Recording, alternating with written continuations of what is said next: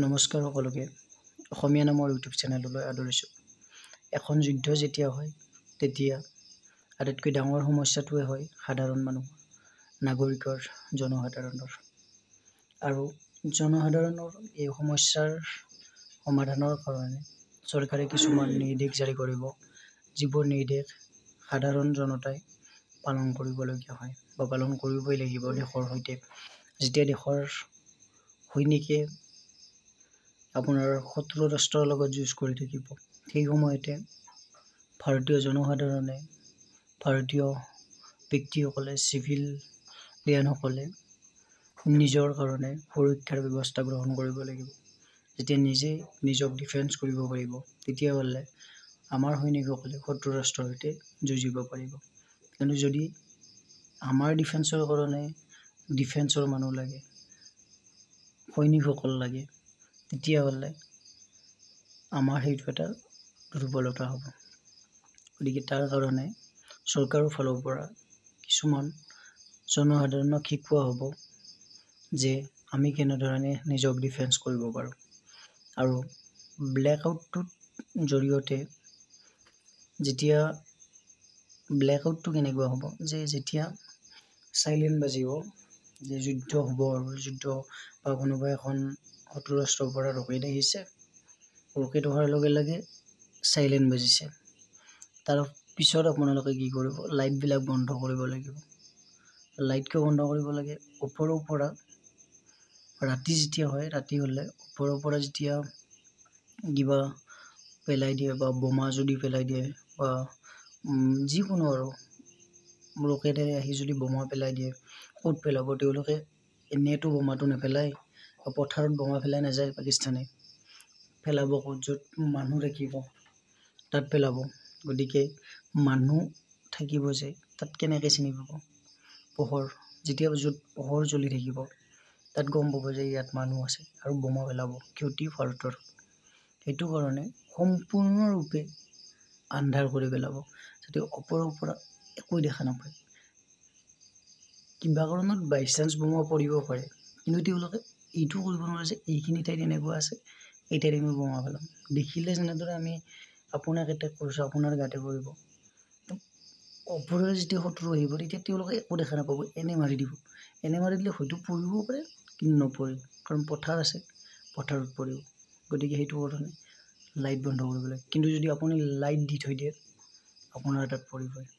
সেইটো কাৰণে পৰিব মানে কি আৰু, যুদ্ধ হ'লে এনেকুৱা ঘটনাবিলাক ঘটে। যুদ্ধ হ'লে শত্ৰুই সদায় পোহৰ চাই এটেক কৰে, আন্ধাৰত তো বোমা পেলাই নিদিয়ে, তো পোহৰ চাই এটেক কৰে। সেইটো কাৰণে ব্লেকআউটৰ কাৰণে আপোনালোকক কেনেদৰে ব্লেকআউট কৰিব পাৰে, কেনেদৰে লাইট বন্ধ কৰিব লাগে, কি কি কৰিব লাগে, ঘৰটো কেনেদৰে আন্ধাৰ কৰি ৰাখিব লাগে, আপোনাৰ যিবিলাক ঐতিহ্যমণ্ডিত ঠাই, মন্দিৰ, ৰাজহুৱা ভাল, আপোনাৰ প্ৰয়োজনীয় গাড়ীখন আপুনি কেনেদৰে আন্ধাৰ কৰি ৰাখিব, ওপৰত কেনেদৰে কাপোৰ পাৰিব, ক'লা কাপোৰ। তাজমহল পৰ্যন্ত ঢাকি ৰাখিছিল যুদ্ধৰ সময়ত। গতিকে তেনেকুৱাকৈ আমাৰ যিখিনি অতি মূল্যৱান সম্পদ আছে, সেই সম্পদখিনি আমি কেনেকৈ লুকাই ৰাখিব পাৰোঁ শত্ৰু মানুহৰ পৰা, শত্ৰু ৰাষ্ট্ৰৰ পৰা, তাৰ কাৰণেও আমাক ট্ৰেইনিং দিয়া হ'ব। গতিকে ৭ মে'ৰ পৰা আখৰা আৰম্ভ হ'ব। আপোনালোকে এইকাৰ কাৰণে প্ৰস্তুত থাকক আৰু আশা কৰোঁ যুদ্ধখন নহয়, কাৰণ যুদ্ধ হোৱাৰ ফলত অকল পাকিস্তানৰ ক্ষতি হ'ব তেনেকুৱা নহয়, ভাৰতৰ ক্ষতি হ'ব। আৰু আটাইতকৈ ডাঙৰ কথা হৈছে, সন্ত্ৰাসবাদৰ মূল কাৰণ যদিও পাকিস্তান বুলি কোৱা হয়, তেওঁলোকৰ অস্ত্ৰ ডাঙৰ ডাঙৰ ৰাষ্ট্ৰবিলাকৰ পৰা আহে, তেওঁলোকক বিনামূলীয়াকৈ অস্ত্ৰ দিয়া হয়। গতিকে যুদ্ধবিলাকৰ জৰিয়তে ডাঙৰ ডাঙৰ ৰাষ্ট্ৰবিলাকৰ বেছি বেনিফিট হয়। তো ডাঙৰ ৰাষ্ট্ৰবিলাকে আমাক ডাইৰেক্ট সমৰ্থন নকৰে, তেওঁলোকে দুয়োখন দেশক সমৰ্থন কৰে, যাৰ ফলত দুয়োখন দেশৰ বাৰুদ, বোমা, ৰকেট তেওঁলোকৰ পৰা কিনি আনিব লাগে। আমাৰ মাজত যুদ্ধ লাগি থাকিব, আমাৰ মাজত শত্ৰুতা হৈ থাকিব, কিন্তু তেওঁলোকে আমাৰ পৰা বেনিফিটটো লৈ যাব। গতিকে সেইটো কাৰণে যুদ্ধ কেতিয়াও সন্ত্ৰাসবাদৰ সমৰ্থন বা সমাধান নহয়, সমৰ্থন নহয়, সমাধান নহয়। সন্ত্ৰাসবাদটো আজিলৈকে কোনেও ধৰিব পৰা নাই যে সন্ত্ৰাসবাদ অমুকটো কাম কৰিলে আমি সন্ত্ৰাসবাদ নাইকিয়া কৰিব পাৰোঁ। আজি আপুনি এটা কৰিছে, কাইলৈ যে নহ'ব কোনেও ক'ব নোৱাৰে। তেনেকুৱা যুদ্ধ বহুখন গৈছে, ইয়াৰ ফলত কোনো ধৰণৰ লাভ হোৱা নাই। কিবা এটা শিক্ষা দিব লাগে, কিন্তু যুদ্ধ হিচাপত নহয়। যুদ্ধটো আৰু সৰু যুদ্ধ হ'ব নাই, হ'লে যদি ৱৰ্ল্ড ৱাৰ হয় সেইটোত প্ৰব্লেম হয়। ৱৰ্ল্ড ৱাৰ নহয়, যুদ্ধখন আমাৰ মাজতে লুকাই থাকে। ডাঙৰ ডাঙৰ ৰাষ্ট্ৰই আমাক সমৰ্থন নকৰে, আৰু আমেৰিকা যুক্তৰাষ্ট্ৰ আৰু ৰাছিয়াই, আপোনালোকে ভাবিব পাৰে যে আমেৰিকা যুক্তৰাষ্ট্ৰই আমাক সমৰ্থন কৰিব, কিন্তু ৰাছিয়া আৰু আমেৰিকা যুক্তৰাষ্ট্ৰই কেতিয়াও লগ হৈ সমৰ্থন নকৰে। এখন দেশে বেলেগক কৰিব, এখন দেশে বেলেগক কৰিব, আৰু ভুল কবে নহয় কবে কৰিবই মানে এনে নহয়। ইটাকলৈকে ভাৰতক সমৰ্থন কৰি আছে প্ৰতিখন দেশে, কিন্তু ভাৰতে কিছুমান ষ্টেপ লোৱাৰ লগে লগে কিন্তু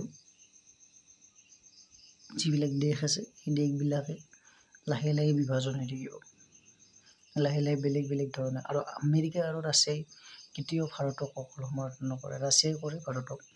আমেৰিকা যুক্তৰাষ্ট্ৰই হয়তো কাকো সমৰ্থন নকৰিব পাৰে, কিন্তু অকল ভাৰতক সমৰ্থন নকৰে। গতিকে সেইটো ভাবি চাবলগীয়া কথা। আৰু বেনিফিটটো ডাঙৰ ৰাষ্ট্ৰবিলাকে পায় যুদ্ধ এখন হ'লে। সন্ত্ৰাসবাদবিলাকো সৰু ৰাষ্ট্ৰৰ পৰা যদিও কৰা যায়, তাত সাহস দিয়া কিন্তু ডাঙৰ ডাঙৰ ৰাষ্ট্ৰবিলাক। গতিকে তথাপিও যদি যুদ্ধ হয়, আমি নিজক ডিফেন্স কৰাৰ কাৰণে কিছুমান কথা শিকিব লাগিব। আৰু সেয়ে আৰু আজিলৈ মানে আপোনালোকে ভালে থাকক, বাই বাই।